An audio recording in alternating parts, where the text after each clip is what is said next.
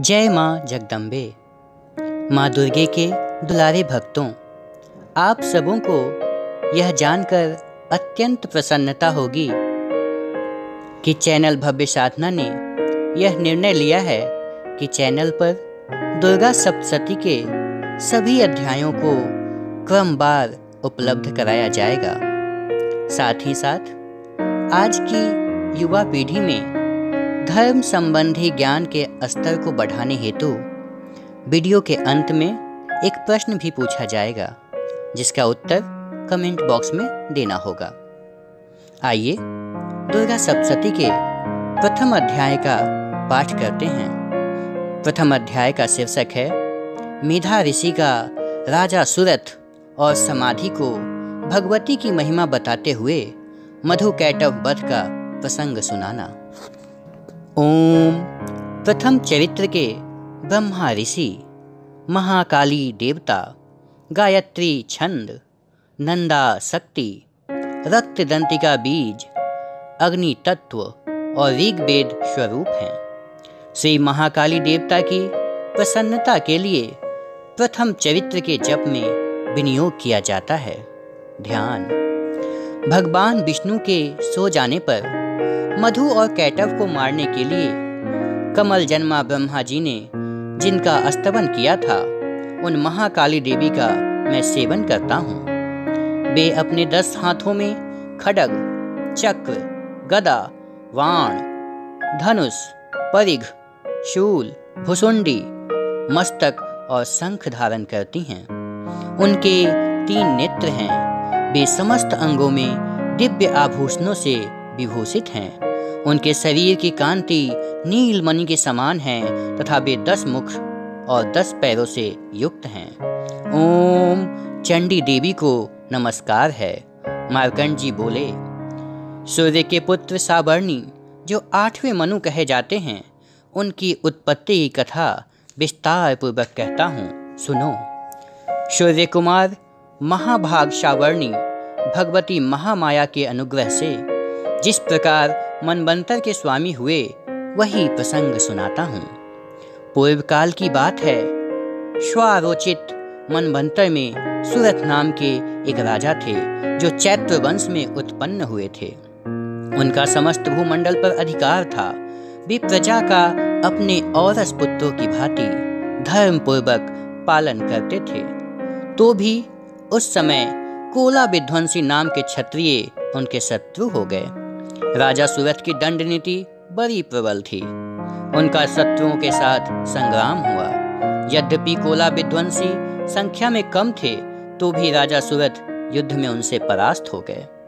तब वे युद्ध भूमि से अपने नगर को लौट आए और केवल अपने देश के राजा होकर रहने लगे। समूची पृथ्वी से अब उनका अधिकार जाता रहा, किंतु वहां भी उन प्रबल शत्रुओं ने उस समय महाभाग राजा सुरथ पर आक्रमण कर दिया। राजा का बल क्षीण हो चला था, इसलिए उनके दुष्ट बलवान एवं दुरात्मा मंत्रियों ने वहां उनकी राजधानी में भी राजकीय सेना और खजाने को हथिया लिया।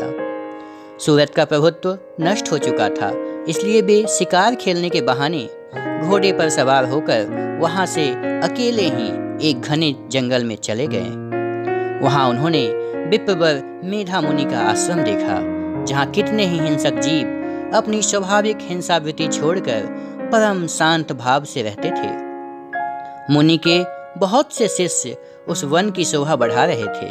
वहां जाने पर मुनि ने उनका सत्कार किया और वे उन मुनि श्रेष्ठ के आश्रम पर इधर उधर विचरते हुए कुछ काल तक रहे। फिर ममता से आकृष्ट चित्त होकर वहां इस प्रकार चिंता करने लगे, पूर्व काल में मेरे पूर्वजों ने जिसका पालन किया था, वही नगर आज मुझसे रहित है।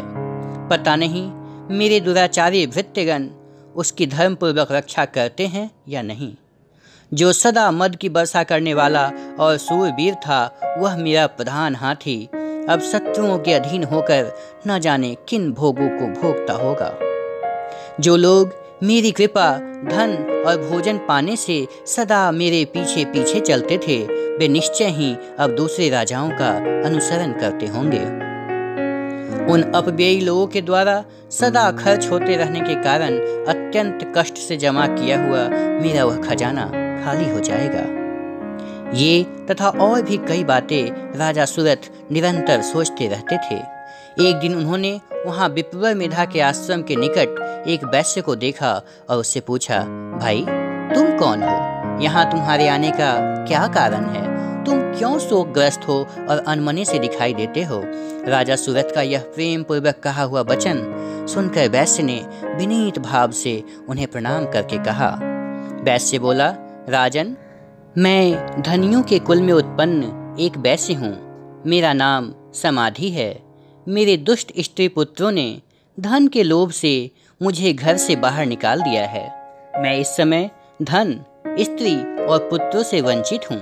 मेरे विश्वसनीय बंधुओं ने मेरा ही धन लेकर मुझे दूर कर दिया है, इसलिए दुखी होकर मैं वन में चला आया हूँ। यहाँ रहकर मैं इस बात को नहीं जानता कि मेरे पुत्रों की, स्त्री की और स्वजनों की कुशल है या नहीं। इस समय घर में वे कुशल से रहते हैं अथवा उन्हें कोई कष्ट है। वे मेरे पुत्र कैसे हैं? क्या वे सदाचारी हैं अथवा दुराचारी हो गए हैं? राजा ने पूछा, जिन लोभी स्त्री पुत्र आदि ने धन के कारण तुम्हें घर से निकाल दिया, उनके प्रति तुम्हारे चित्त में इतना स्नेह का बंधन क्यों है? वैश्य बोला, आप मेरे विषय में जैसी बात कहते हैं वह सब ठीक है, किंतु क्या करूं? मेरा मन निष्ठुरता नहीं धारण करता। जिन्होंने धन के लोभ में पड़कर पिता के प्रति स्नेह, पति के प्रति प्रेम तथा आत्मीय जन के प्रति अनुराग को तिलांजलि दे मुझे घर से निकाल दिया है, उन्हीं के प्रति मेरे हृदय में इतना स्नेह है। महामते, गुणहीन बंधुओं के प्रति भी जो मेरा चित्त इस प्रकार प्रेम मग्न हो रहा है, यह क्या है? इस बात को मैं जानकर भी नहीं जान पाता। उनके लिए मैं लंबी सांसें ले रहा हूँ और मेरा हृदय अत्यंत दुखित हो रहा है। उन लोगों में प्रेम का सर्वथा अभाव है, तो भी उनके प्रति जो मेरा मन निष्ठुर नहीं हो पाता, उसके लिए क्या करूं? मार्कंड जी कहते हैं, ब्रह्मन तदंतर राजाओं में श्रेष्ठ सुरथ व समाधि नामक वैश्य दोनों साथ साथ मेधा मुनि की सेवा में उपस्थित हुए और उनके साथ यथा योग्य न्याय अनुकूल विनय पूर्वक बर्ताव करके बैठे। तत्पश्चात वैश्य और राजा ने कुछ वार्तालाप आरंभ किया। राजा ने कहा, भगवन, मैं आपसे एक बात पूछना चाहता हूँ, उसे बताइए। मेरा चित्त अपने अधीन न होने के कारण वह बात मेरे मन को बहुत दुख देती है। जो राज्य मेरे हाथ से चला गया, उसमें और उसके संपूर्ण अंगों में मेरी ममता बनी हुई है। मुनि श्रेष्ठ, यह जानते हुए भी कि वह अब मेरा नहीं है, अज्ञानी की भांति मुझे उसके लिए दुख होता है। यह क्या है? इधर यह वैश्य भी घर से अपमानित होकर आया है। इसके पुत्र, स्त्री और भृत्यों ने इसे छोड़ दिया है। स्वजनों ने भी इसका परित्याग कर दिया है, तो भी यह उनके प्रति अत्यंत हार्दिक स्नेह रखता है। इस प्रकार यह तथा मैं दोनों ही बहुत दुखी हैं। जिसमें प्रत्यक्ष दोष देखा गया है, उस विषय के लिए भी हमारे मन में ममता जनित आकर्षण पैदा हो रहा है। महाभाग, हम दोनों समझदार हैं, तो भी हमें जो मोह पैदा हुआ है, यह क्या है? विवेक शून्य पुरुष की भांति मुझ में और इसमें भी यह मूढ़ता प्रत्यक्ष दिखाई देती है। ऋषि बोले, महाभाग, विषय मार्ग का ज्ञान सब जीवों को है। इसी प्रकार विषय भी सबके लिए अलग अलग है। कुछ प्राणी दिन में नहीं देखते हैं और दूसरे रात में ही नहीं देखते, तथा कुछ जीव ऐसे हैं जो दिन और रात्रि में भी बराबर ही देखते हैं। यह ठीक है कि मनुष्य समझदार होते हैं, किंतु केवल वे ही ऐसे नहीं होते। पशु, पक्षी और मृग आदि सभी समझदार होते हैं। मनुष्यों की समझ भी वैसी ही होती है जैसी उन मृग और पक्षियों की होती है, तथा जैसी मनुष्यों की होती है वैसी ही उन मृग, पक्षी आदि की होती है। यह तथा अन्य बातें भी प्रायः दोनों में समान ही हैं। समझ होने पर भी इन पक्षियों को तो देखो, ये स्वयं भूख से पीड़ित होते हुए भी मोह बस बच्चों की चोंच में कितने चाव से अन्न के दाने डाल रहे हैं। नरश्रेष्ठ, क्या तुम नहीं देखते कि ये मनुष्य समझदार होते हुए भी लोभ बस अपने किए हुए उपकार का बदला पाने के लिए पुत्रों की अभिलाषा करते हैं? यद्यपि उन सब में समझ की कमी नहीं है, तथापि वे संसार की स्थिति, जन्म मरण की परंपरा बनाए रखने वाले भगवती महामाया के प्रभाव द्वारा ममतामयी भंवर से युक्त मोह के गहरे गर्त में गिराए गए हैं। इसलिए इसमें आश्चर्य नहीं करना चाहिए। जगदीश्वर भगवान विष्णु की योग निद्रा रूपा जो भगवती महामाया है, उन्हीं से यह जगत मोहित हो रहा है।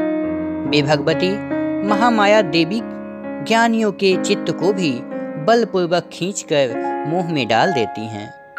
वे ही इस संपूर्ण चराचर जगत की सृष्टि करती हैं तथा वे ही प्रसन्न होने पर मनुष्यों के मुक्ति के लिए वरदान देती हैं। वे ही परा विद्या, संसार बंधन और मोक्ष की हेतुभूता सनातनी देवी तथा संपूर्ण ईश्वरों की भी अधीश्वरी हैं। राजा ने पूछा, भगवन, जिन्हें आप महामाया कहते हैं, वे देवी कौन हैं? ब्रह्मन, उनका आविर्भाव कैसे हुआ तथा उनके चरित्र कौन कौन हैं? ब्रह्म बेताओं में से श्रेष्ठ महर्षि, उन देवी का जैसा प्रभाव हो, जैसा स्वरूप हो और जिस प्रकार प्रादुर्भाव हुआ हो, वह सब मैं आपके मुख से सुनना चाहता हूँ। ऋषि बोले, राजन, वास्तव में तो वे देवी नित्य स्वरूपा ही हैं। संपूर्ण जगत उन्हीं का रूप है तथा उन्होंने समस्त विश्व को व्याप्त कर रखा है। तथापि उनका प्राकट्य अनेक प्रकार से होता है। वह मुझसे सुनो। यद्यपि वे नित्य और अजन्मा हैं, तथापि जब देवताओं का कार्य सिद्ध करने के लिए प्रकट होती हैं, उस समय लोक में उत्पन्न हुई कहलाती हैं। कल्प के अंत में जब संपूर्ण जगत एक कार्णव में निमग्न हो रहा था और सबके प्रभु भगवान विष्णु शेष नाग की सैया बिछाकर योग निद्रा का आश्रय ले सो रहे थे, उस समय उनके कानों के मैल से दो भयंकर असुर उत्पन्न हुए जो मधु और कैटभ के नाम से विख्यात थे। वे दोनों ब्रह्मा जी का वध करने को तैयार हो गए।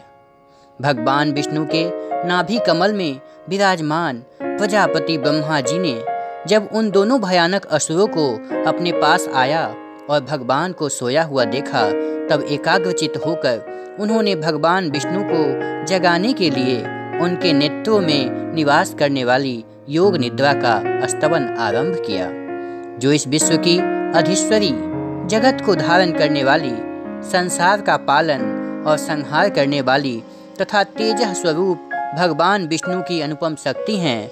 उन्हीं भगवती निद्रा देवी की भगवान ब्रह्मा स्तुति करने लगे। ब्रह्मा जी ने कहा, देवी, तुम ही स्वाहा, तुम ही स्वधा और तुम ही वसटकार हो। स्वर भी तुम्हारे ही स्वरूप है, तुम ही जीवनदायिनी सुधा हो।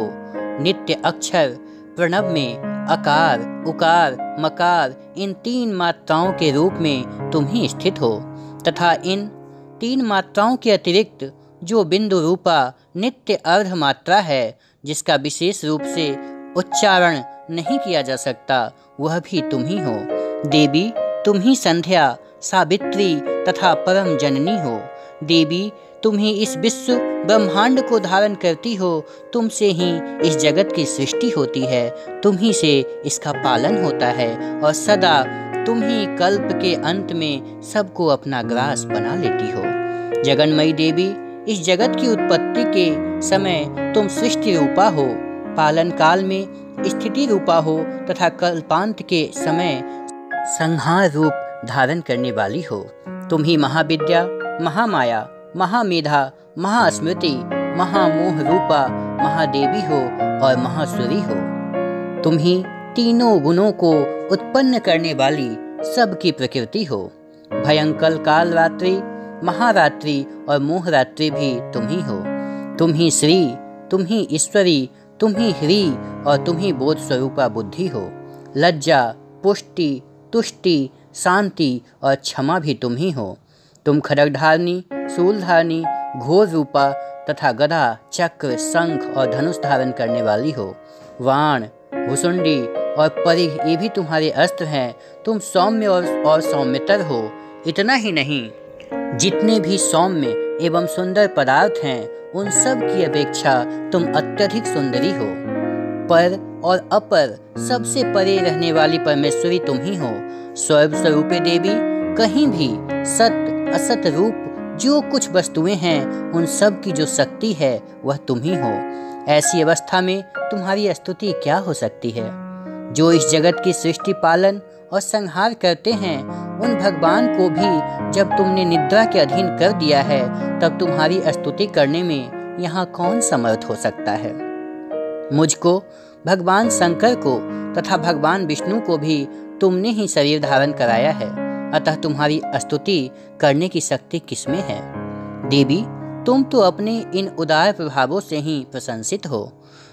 ये जो दोनों दुर्धर्ष असुर मधु और कैटभ हैं, इनको मोह में डाल दो और जगदीश्वर भगवान विष्णु को शीघ्र ही जगा दो। साथ ही इनके भीतर इन दोनों महान असुरों को मार डालने की बुद्धि उत्पन्न कर दो। ऋषि कहते हैं, राजन, जब ब्रह्मा जी ने वहाँ मधु और कैटभ को मारने के उद्देश्य से भगवान विष्णु को जगाने के लिए तमोगुण की अधिष्ठात्री देवी योग निद्रा की इस प्रकार स्तुति की, तब वे भगवान के नेत्र, मुख, नासिका, बाहु, हृदय और वक्षस्थल से निकलकर अव्यक्त जन्मा ब्रह्मा जी की दृष्टि के समक्ष खड़ी हो गईं। योग निद्रा से मुक्त होने पर जगत के स्वामी भगवान जनार्दन उस एकार्णव के जल में शेषनाग की सैया से जाग उठे। फिर उन्होंने उन दोनों असुरों को देखा। वे दुरात्मा मधु और कैटभ अत्यंत बलवान तथा पराक्रमी थे और क्रोध से आंख लाल किए ब्रह्मा जी को खा जाने के लिए उद्योग कर रहे थे। तब भगवान श्री हरि ने उठकर उन दोनों के साथ 5000 वर्षों तक केवल बाहु युद्ध किया। वे दोनों भी अत्यंत बल के कारण उन्मत्त हो रहे थे। इधर महामाया ने भी उन्हें मुंह में डाल रखा था, इसलिए वे भगवान विष्णु से कहने लगे, हम तुम्हारी वीरता से संतुष्ट हैं, तुम हम लोगों से कोई वर मांगो। श्री भगवान बोले, यदि तुम दोनों मुझ पर प्रसन्न हो तो अब यहाँ मेरे हाथ से मारे जाओ। बस इतना सा ही मैंने वर मांगा है, यहाँ दूसरे किसी वर से क्या लेना है। ऋषि कहते हैं, इस प्रकार धोखा में आ जाने पर जब उन्होंने संपूर्ण जगत में जल ही जल देखा, तब कमल नयन भगवान से कहा, जहाँ पृथ्वी जल में डूबी न हो, जहाँ सूखा स्थान हो, वहीं हमारा वध करो। ऋषि कहते हैं, तब तथा अस्तु कहकर शंख, चक्र और गदा धारण करने वाले भगवान ने उन दोनों के मस्तक अपनी जांघ पर रखकर चक्र से काट डाले। इस प्रकार ये देवी महामाया ब्रह्मा जी की स्तुति करने पर स्वयं प्रकट हुई थीं। अब पुनः तुमसे उनके प्रभाव का वर्णन करता हूँ, सुनो। इस प्रकार श्री मार्कंडेय पुराण में सार्वजनिक मनवंतर की कथा के अंतर्गत देवी महात्म्य में मधु कैटभ वध नामक पहला अध्याय पूरा हुआ। जय माँ। अब हम आज के प्रश्न की तरफ बढ़ते हैं। आज का प्रश्न है, प्रसिद्ध गायत्री मंत्र कौन से वेद से लिया गया है? प्रश्न एक बार फिर, प्रसिद्ध गायत्री मंत्र कौन से वेद से लिया गया है? आपके विकल्प हैं, ए ऋग्वेद, बी सामवेद, सी यजुर्वेद या डी अथर्ववेद। आप अपना उत्तर कमेंट बॉक्स में अवश्य दें। जय माँ जगत जननी। ईश्वर होंगे प्रसन्न, पूरी होगी मनोकामना, मुक्ति का मार्ग लाया है चैनल भव्य साधना। लाइक, शेयर और सब्सक्राइब करना ना भूलें।